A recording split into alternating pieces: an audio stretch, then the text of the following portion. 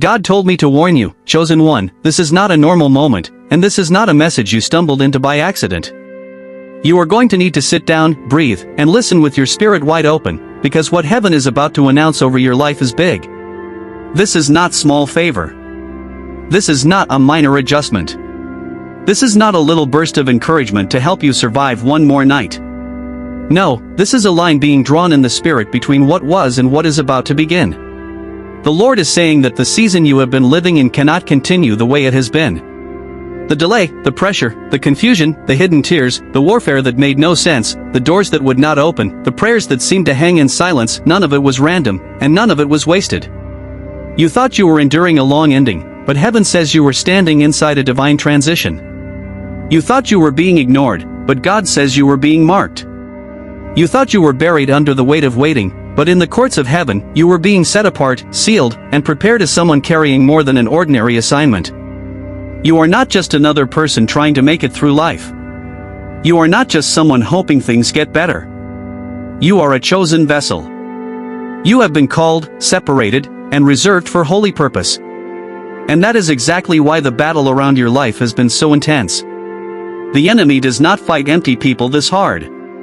Hell does not spend this much energy on someone with no destiny attached to their obedience. What has come against you came against you because something on your life is costly, dangerous to darkness, and impossible to replace. Hear this clearly, God is not merely about to comfort you, He is about to move you. He is about to interrupt patterns that have lasted too long. He is about to confront cycles that try to define you. He is about to step into places that look dead, delayed, and sealed, shut, and announce that His timing, not your pain, will have the final word. Chosen one, the Lord says the old labels are breaking. The old season is losing its hold. The old language of fear, disqualification, and disappointment cannot narrate where you are going. You have cried enough under what was. You have bent low enough under what was. You have questioned enough under what was. And now heaven is releasing a warning and a promise at the same time. Do not keep thinking like the version of you that only knew survival, because you are approaching a shift that will require agreement, readiness, and bold faith. There are moments when God whispers, and then there are moments when He speaks with thunder, because the hour is too serious for half attention. C.S. Lewis once described pain as God's megaphone to wake a deaf world, and chosen one, that is why this season became so loud. Because heaven refused to let you sleep through the moment before your turning point. The pressure was not proof of abandonment, it was proof that something had to break, something had to wake up, something had to come alive in you before the next door opened. This is why you have felt such holy unrest. This is why ordinary reassurance no longer works. This is why your spirit has been sensing that something is shifting even when your circumstances have not caught up yet. God is telling you now, what is coming is bigger than what you asked for when you were only praying from pain. He is not preparing a small patch for your exhausted heart, He is preparing movement. He is preparing separation. He is preparing divine acceleration. He is preparing to distinguish your before from your after in a way that even you will not be able to deny. And because this word is not casual, your response cannot be casual either. If this is bearing witness in your spirit, if something inside you is trembling because you know heaven is speaking directly to you, then comment right now, I am chosen and I will not miss my hour. Declare it like someone coming into agreement with the voice of God over their life. Like this message, subscribe to this channel, and share it with someone else who needs this warning before their season shifts. Because what comes next will show you why the silence was never empty, it was sacred. You need to hear this with absolute clarity. Heaven did not lose sight of you in the wilderness. The God who formed you has watched every silent battle, every exhausted prayer, every night you held yourself together in private while appearing strong in public. Not one tear disappeared into the ground unnoticed. Not one sigh dissolved into the dark without being heard. What felt invisible on earth was fully seen in heaven. The Lord says that the place you called abandonment was often the very place where He kept you closest.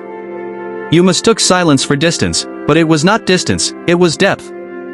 It was the kind of holy hiddenness where God does His most serious work away from applause, away from noise, away from the opinions of people who could never understand what He placed on your life. There were days when you watched others move forward while you remained in what felt like the same painful chapter. Others celebrated, announced, arrived, married, built, advanced, and smiled in the light, while you stood in the shadows wondering whether your name had been forgotten. You did your best to bless them. You tried to keep your heart clean. You smiled when it hurt. You said the right things. But underneath that faithfulness, there was a question you barely dared to say aloud: Lord, did you pass me by? And heaven answers that question now with force: no, he did not pass you by. He kept his hand on you when you could not feel it. He preserved you when you thought you were only barely surviving. He hid you because what is marked by God cannot always be exposed too early. Look at Hagar in the wilderness. She was cast out, emptied, and left in a place that looked like rejection from every human angle. It seemed finished, it seemed harsh, it seemed like the story had narrowed into despair. But it was there, in that dry and desolate place, that the God who sees revealed himself to her. He did not arrive too late, he arrived at the exact moment her strength ran out, and he opened her eyes to what had already been provided nearby. That is the word over your life right now. What you thought was the proof that everything was over may become the very place where God reveals what he had already prepared. The wilderness was not sent to erase you, it exposed your need, stripped away false security, and positioned you for an encounter you would never have had if life had remained comfortable. That is why this season hurt so deeply. The Lord was not dealing with the surface, he was touching the roots. He was confronting the places where you had tied your identity to outcomes, people, timing, and visible progress. He was teaching you to live under his gaze instead of human recognition. He was showing you that being hidden is not the same as being discarded. Being delayed is not the same as being denied. Being broken before him is not the same as being abandoned by him. In fact, some of the deepest evidence of his nearness appears when every earthly support is removed and his voice becomes the only thing holding you together. That is why your story cannot be measured by public milestones alone. Heaven measures differently. Heaven watches who keeps praying when nothing changes. Heaven watches who still bows when no reward is visible. Heaven watches who refuses to let bitterness take root when disappointment has every reason to harden the heart. And that has been your hidden offering. You were not doing nothing, you were becoming someone. You were being shaped into a vessel that does not collapse when external comfort disappears. You were learning how to hear God in dry places, trust him in unanswered places, and remain faithful in unseen places. That kind of formation is expensive, and it does not happen in shallow seasons. It happens in the wilderness. It happens in the tension. It happens where pride dies and dependence becomes real. So no, heaven has not ignored you. Heaven has been dealing with you too personally, too carefully, too deeply to abandon you now. And if the wilderness has been this sacred, then what comes after it will have to carry a weight your old self could never have handled. What you called delay, heaven called consecration. What you thought was a cruel pause was in truth a holy process. The Lord did not leave you standing still because he had nothing to say, he held you in place because he was dealing with things too deep to rush. You were asking for movement, but God was working on weight. You were asking for the door, but he was working on the person who would be able to walk through it without falling apart on the other side. This is why the season cut so deeply. It was not casual discomfort. It was not random frustration. It was surgery. It was the hand of God going beneath the surface, touching motives, fears, attachments, and hidden wounds that could not be allowed to rule your next season. Joseph is the pattern here. He was given a dream from God, but the dream did not carry him straight into fulfillment. First came the pit, then came betrayal, then came slavery, then came false accusation, then came prison. From the outside, everything in Joseph's life looked like contradiction. The promise said one thing, but the process said another. The word from God said elevation, but his reality said confinement. And yet, none of those dark places meant the dream had failed, they meant heaven was taking the dream seriously. God would not place Joseph in his seat of authority while pride, immaturity, pain, and human impulse were still left unchecked. The prison was not proof of rejection, it was proof of preparation. In the same, what felt like a chain around your life was often the mercy of God refusing to release you too early. There were doors you begged for that would have damaged you. There were people you pleaded to keep who would have slowed your obedience and weakened your discernment. There were timelines you thought were perfect that would have bound you to a version of yourself too fragile to carry what is coming now. That is why the Lord let certain things fall through your hands, not because he was cruel, because he was precise. Because he loved your future enough to deny your impatience.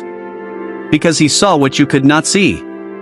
The waiting was not wasted time, it was where your inner life was being brought into alignment with the magnitude of your calling. Some desires had to be purified, some illusions had to die, some forms of dependence had to be broken. God was not just delaying an event, He was transforming a vessel. And that kind of work is holy, slow, and severe.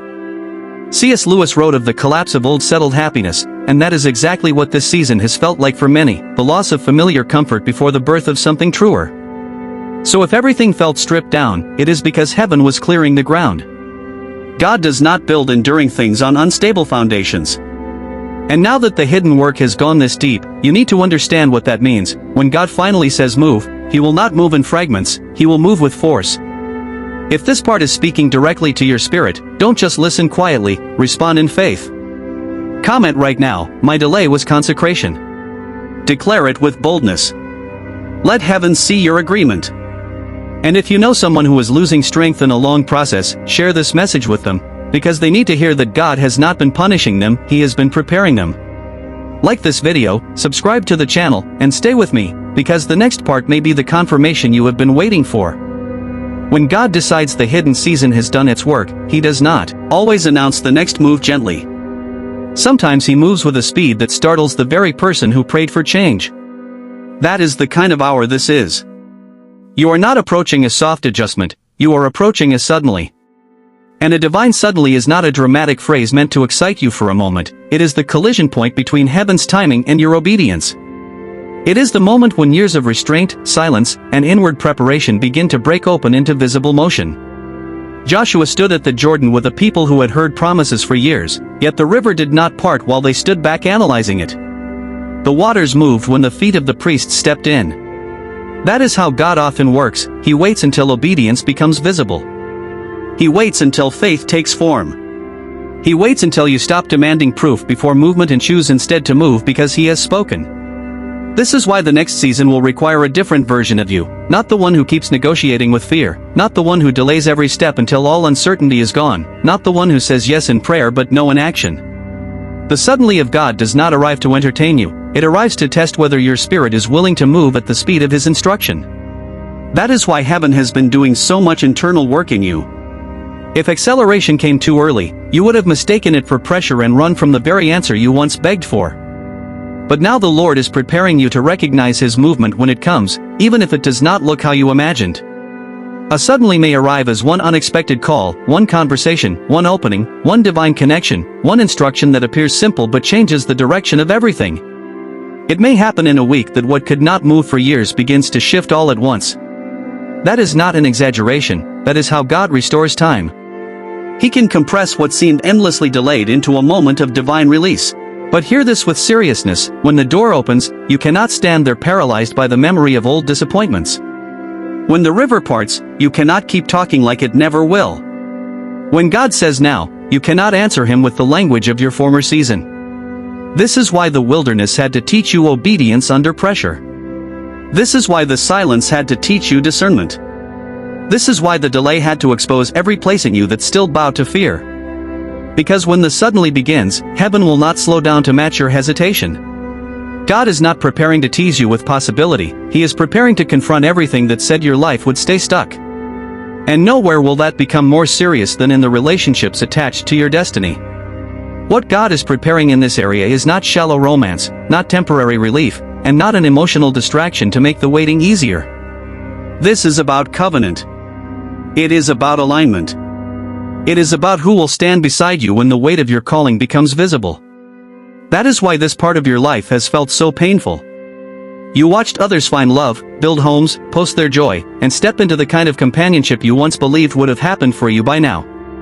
And if you are honest, part of the ache was not just loneliness, it was confusion. You wondered why something that seemed so natural, so simple for others, became such a battlefield in your own story. But the Lord is confronting that pain with truth. The delay was not proof that you were unwanted, it was proof that heaven refused to hand you over to what could not carry the assignment on your life. Ruth did not arrive in Boaz's field by random chance. What looked ordinary on the surface was divine arrangement underneath. God was already weaving provision, protection, timing, and covenant together before either of them could see the full picture. That is the pattern over your life. You are not being asked to chase what is real, you are being prepared to recognize what God has ordained. And that requires more than chemistry, it requires healing. It requires maturity.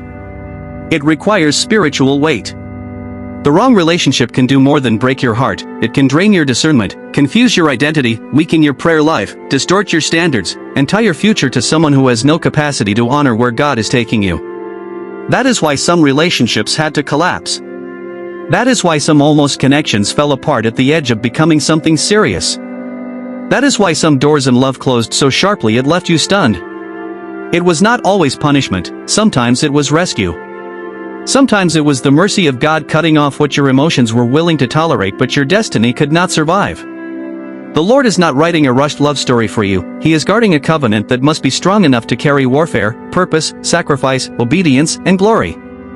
He is not merely preparing someone to admire you, He is preparing someone who can stand with you, pray with you, build with you, endure with you, and remain faithful when the cost of obedience gets high. And while He has been working on you, He has also been working on them. He has been confronting their immaturity, exposing their patterns, purifying their motives, and teaching them what love looks like when it is submitted to God instead of driven by need. So do not call it absence when heaven calls it preparation. Do not call it rejection when God calls it protection. The delay here has been severe because the covenant attached to your life is costly. And if God has guarded this part of your story so carefully, then you need to understand something deeper. His restoration was never meant to stop at relationships alone. If you feel God exposing the truth about covenant in your life, then respond right now. Come on, comment, God is guarding my covenant, or declare I will not settle for less than God's will. Let that be your public agreement with what heaven is doing behind the scenes. Like this video, subscribe, and share it with someone whose heart has been wounded by broken relationships, because they need to know that some endings were not rejection, they were rescue. Stay with me, because what comes next is bigger than love alone. God is about to speak over every other area of your life. This word does not stop at relationships, because heaven is not restoring one corner of your life while leaving the rest in ruins. God is dealing with the whole structure. He is touching your finances, your health, your calling, your work, your daily bread, and the private areas where you have quietly wondered whether anything will ever move again. Some have been grieving over love, but others have been grieving over bills, exhausted bodies, stalled careers, and dreams that once burned brightly but now feel buried under survival. Yet the Lord says none of those places are beneath His attention. None of them have been marked miscellaneous in heaven. Every closed area has been seen. Every delayed area has been measured. Every weak area is under the hand of God. Think of the widow of Zarephath. She was not standing in abundance, she was standing at the edge of depletion, holding almost nothing, preparing for what she thought would be the end. But when the word of the Lord met her in that place, scarcity did not have the final say. God did not merely give her comfort for the day, He sustained her through a season that should have crushed her. That is how heaven works. The Lord does not always begin by giving excess, He begins by reordering trust. He teaches you to stop bowing to what looks empty and start responding to what He has spoken. For many, the delay in provision was not just about money, it was about training your spirit not to worship stability more than obedience. For many, the delay in healing was not just about the body, it was about God exposing inner exhaustion, accumulated grief, hidden stress, and patterns that could not be carried into the next season untouched.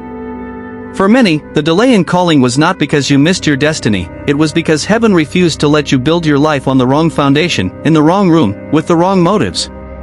C.S. Lewis once wrote, "You can't get second things by putting them first." That is the tension so many have lived through. You wanted the breakthrough, but God wanted the order. You wanted the answer, but He wanted the alignment. You wanted the open door, but He was restoring the inner structure that would keep you from collapsing after you walk through it. So hear this now, God is not withholding to destroy you, He is arranging, correcting, and preparing to release what fits His purpose for your life. And if so many areas have felt under pressure at once, then you must understand why the attack has felt so targeted. The intensity of what has come against you was never random, and it was never small. There is a reason the pressure felt targeted, the fatigue felt unusual, the discouragement felt heavy, and the battles seemed to rise all at once from different directions. It is because the enemy does not react most violently to what is empty. Darkness responds when something is being built. Look at Nehemiah. The moment he began rebuilding the wall, opposition intensified. The resistance did not prove he was outside the will of God, it proved he was threatening something the enemy wanted to keep in ruins. That is the pattern over your life. The warfare increased because restoration was rising. The attacks sharpened because structure was being rebuilt. The voices grew louder because the wall was going up again. Some of what you have faced was not merely emotional strain, it was strategic interference, confusion at the wrong time, weariness at the wrong time, offense at the wrong time, temptation at the wrong time, delays, misunderstandings, mental fog, strange heaviness, and the urge to withdraw right when heaven was calling you to stay alert. That is how the enemy works. He looks for the vulnerable moment before breakthrough and tries to make you step back, go numb, lose language, lose focus, and interpret pressure as failure. But pressure is not always failure. Sometimes pressure means you are standing at the edge of construction that hell can already see. That is why you cannot read this season through natural eyes alone. If you do, you will mistake resistance for defeat. You will call warfare abandonment. You will think the increase in pressure means God is absent when, in reality, the increase may mean you are closer than ever to movement.